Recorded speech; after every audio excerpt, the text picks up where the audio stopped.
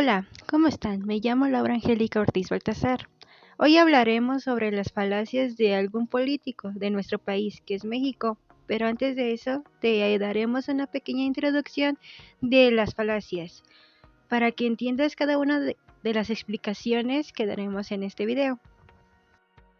¿Qué son las falacias? Las falacias son argumentos incorrectos y engañosos. Algunas de estas se cometen con la intención de persuadir o manipular a los demás. Otras se cometen sin intención, debido a los descuidados del hablante. Pueden ser muy sutiles y persuasivos, y cuesta detectarlos muchas veces. Aquí se encuentran las falacias formales e informales. Las falacias formales.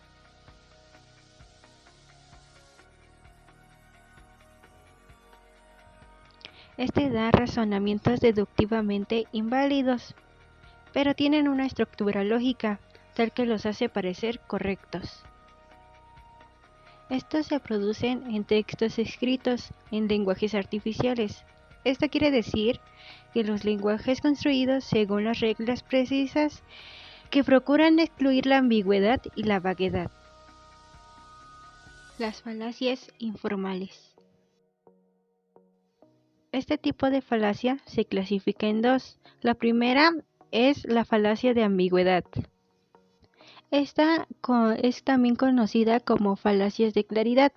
Aparecen en razonamientos en el que cuya formulación contiene palabras o frases ambiguas, con significados que oscilan y cambian de manera más o menos sutil en el curso de la exposición del argumento. La siguiente es la falacia de contingencia, que es independiente del lenguaje. En esta, sus características comunes a todos los razonamientos que cometen falacias de contingencia es que sus premisas carecen de contingencia lógica con respecto a sus conclusiones.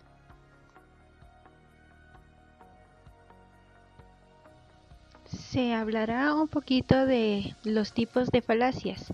El primero es ad hominem. Es la falacia que ataca a la persona por su personalidad o su historia personal en vez de dar fundamentos objetivos. Es decir, que es un argumento que expone en contra de la persona que sostiene una opinión en lugar de emitirlo, contra el argumento que la persona sostiene. Esta trata de desviar la atención al intentar desprestigiar a la persona. El siguiente tipo se llama ad vericuitam. Es la falacia que dice verdadero solo por el grado de autoridad. Este consiste en sostener que un argumento es válido o que ciertas afirmaciones son ciertas simplemente por lo que lo emitió un experto o un grupo de expertos o una persona con poder político, intelectual, mediático o de otro tipo. Ahora bien, no se trata de rechazar la referencia a todas las opiniones de expertos, sino de distinguir entre los argumentos fuertes y débiles que estas personas emiten. La siguiente se llama ad populum. Es la falacia de que es verdad porque la mayoría lo dice. Este tipo de argumento es incorrecto, ya que tiene la siguiente estructura. La mayoría de la gente cree tal cosa, por lo tanto, tal cosa es verdadero. Aquí se comete un error de razonamiento, pues la opinión mayoritaria no es una prueba adecuada de la verdad o falsedad de una afirmación. Lo único que realmente puede determinar el valor de la verdad de una afirmación son las razones que se otorgan para sostener o justificar que el enunciado es verdadero o falso. El último tipo se llama ad ignorantiam. Es la falacia de que es la verdad porque no se ha probado que es falso. Este tipo de error de razonamiento consiste en defender una conclusión argumentada de que no existe pruebas de lo contrario. Quienes lo usan esta falacia no basan su argumentación en el conocimiento, sino en lo que falta del mismo, es decir, en la ignorancia. Se argumenta que tal conclusión es verdadera porque los demás no pueden probar que es falso. Ahora sí, ahora que conoces un poco sobre este tema, hablaremos sobre las falacias o las pequeñas cosas que se ocultan en las situaciones que está pasando México. En este vamos a tomar al presidente López Obrador y tomaremos como ejemplo el discurso que se dio en la Cámara de Diputados en su toma de protesta que se procedió en el año 2018. ¿Pero quiénes habló? AMLO, o mejor dicho, Andrés López Obrador, es un político del partido de Morena y escritor mexicano, que inició por ley el 1 de diciembre del año de 2018 como nuestro presidente, tras ser el ganador en las elecciones federales de México, de 1 de julio del mismo año, con el 53.20% de los votos emitidos por la coalición Juntos Haremos Historia, sucediendo al gobierno de México de Enrique Peña Nieto.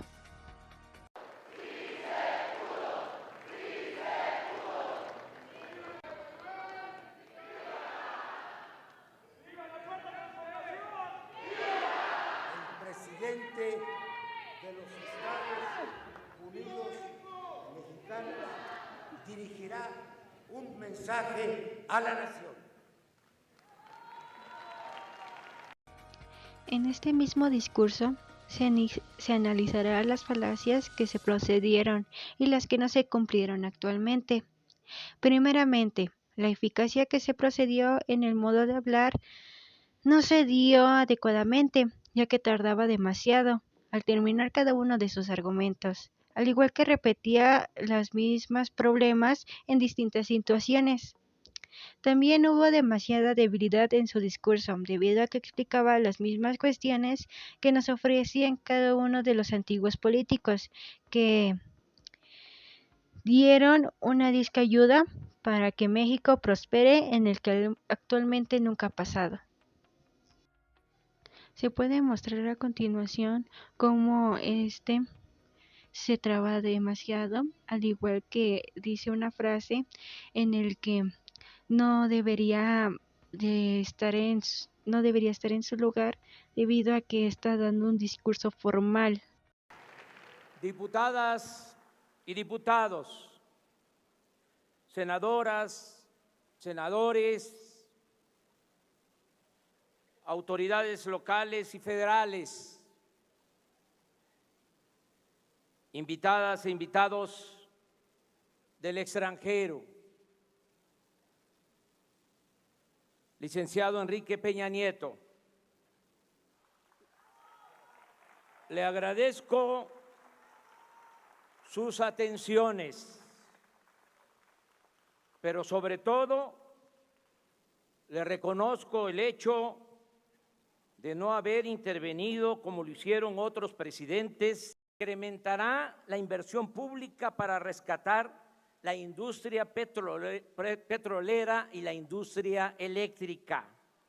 Vamos a impulsar, en 3 años estará funcionando. Me canso ganso. Ahora a continuación mostraremos en cómo AMLO dice y argumenta falacias de origen ad ignorantiam debido a que no hay pruebas en su defendimiento, ya que su argumentación dicha no tiene un conocimiento de lo que realmente está sucediendo en México, ya que hay muchos lugares que están viviendo en la absoluta pobreza como otros en la riqueza. También él argumenta y se contradice solo, debido a que quiere hacer cambios para el país, avance o mejore, pero lo ha demostrado con acciones distintas de una forma negativa, ya que ha incumplido con lo prometido. Pacífica y ordenada, pero al mismo tiempo profunda y radical, porque se acabará con la corrupción y con la impunidad que impiden el renacimiento de México.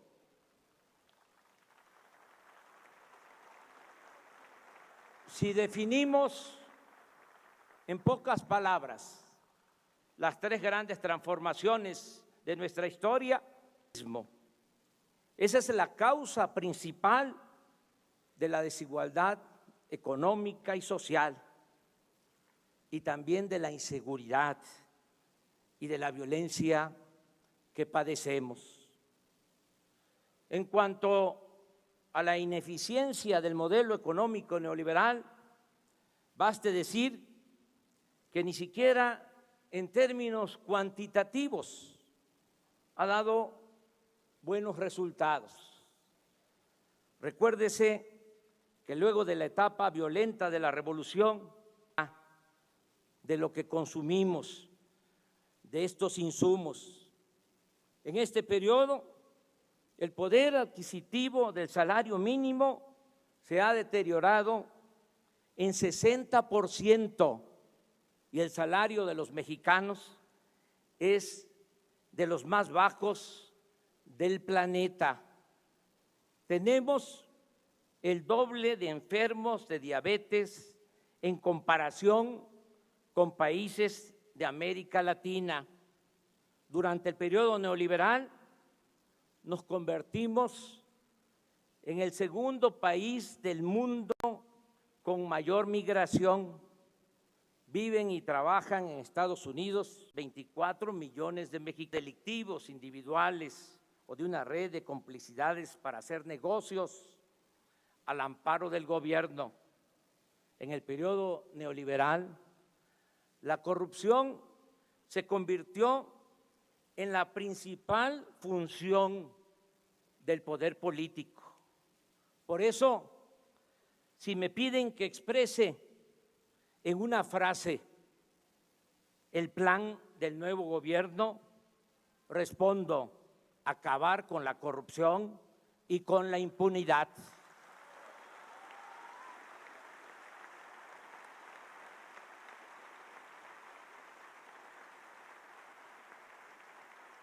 Pero al contrario de lo que pudiera suponerse, esta nueva etapa la vamos a iniciar sin perseguir a nadie.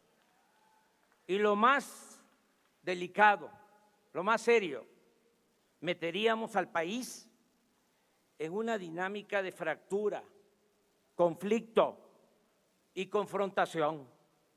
Y ello nos llevaría a consumir tiempo, energía y recursos que necesitamos para emprender la regeneración verdadera y radical de la vida pública de México, la construcción de una nueva patria, la reactivación económica y la pacificación del país. Estamos ante un asunto político de Estado y como tal debemos enfrentarlo. Aquí se encuentra la categoría de ad pericodiam. Como se mencionó al inicio, este trata de convencer al interlocutor debido a que López Obrador es una máxima autoridad y tiene como sostener argumentos disque verdaderos, donde muestra ejemplos de corrupción que él mismo no ha cumplido. Me parece imprudente que los interlocutores interrumpan el dictamen o los argumentos ofrecidos por el presidente, en el que manifiesta sus puntos de vista, tanto erróneos como buenos. Pero lo fundamental es evitar los delitos del porvenir.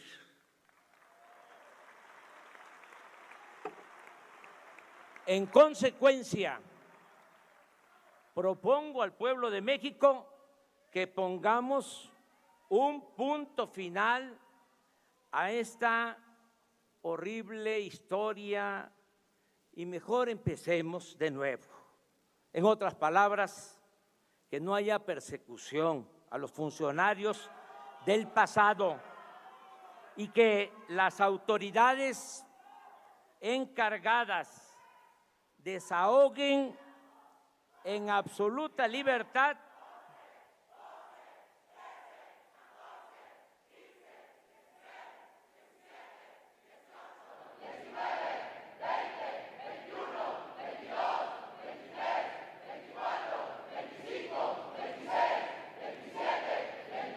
regrese a la hacienda pública. Se respetarán los contratos suscritos por los gobiernos anteriores, pero ya no habrá más corrupción ni influyentismo en negociaciones con empresas particulares. Me comprometo, como en todos los asuntos de trascendencia para la vida pública del país, yo defenderé con libertad y argumentos mi postura del punto final y de pensar y trabajar hacia el porvenir. Pero la ciudadanía tendrá la última palabra, porque todos estos asuntos se van a consultar a los ciudadanos. Quiero que la presidencia se abstenga de solicitar investigaciones en contra de los que han ocupado cargos públicos o se hayan dedicado a hacer negocios al amparo del poder durante el periodo neoliberal. Desde mi punto de vista, en las actuales circunstancias, es más severa y eficaz la condena al régimen neoliberal, dejar en claro su manifiesto fracaso y su evidente corrupción y hacer todo lo que podamos para abolir el régimen Silla, de acabar con la corrupción y de llevar a la práctica la austeridad republicana. No habrá necesidad de incrementar impuestos en términos reales, y ese es un compromiso que estoy haciendo. Ni aumentarán los precios de los combustibles más allá de la inflación. Ahora resulta que los que aumentaron el precio de las gasolinas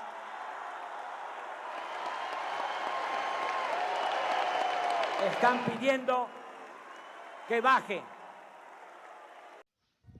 Para finalizar, con este pequeño análisis tomaremos lo dicho anteriormente, en el que aquí se forman dos tipos de falacias, que estas son la de ad ignorantiam y ad vericudiam, debido a que los argumentos expresados y creados por Obrador no responden a una idea clara, sino que responden con adjetivos donde descalifica a la persona, donde no al argumento, ya que por consecuencia, al ser muy conservador y al igual teniendo el poder, es muy difícil implementar un diálogo verdadero con el que no haya ningún tipo de falacias, en el que los ejemplos mostrados por el presidente propone varias cuestiones que son muy profundas para el país, donde actualmente no se han mostrado ninguna solución evidente, ya que ha hecho demasiados discursos implementando los mismos problemas sin ninguna mejoría, sino haciendo lo contrario, con algunas de sus acciones y convirtiéndose así cada uno de sus argumentos como falacias. Así concluimos con este tema, espero que les haya sido de su agrado. Gracias por ver.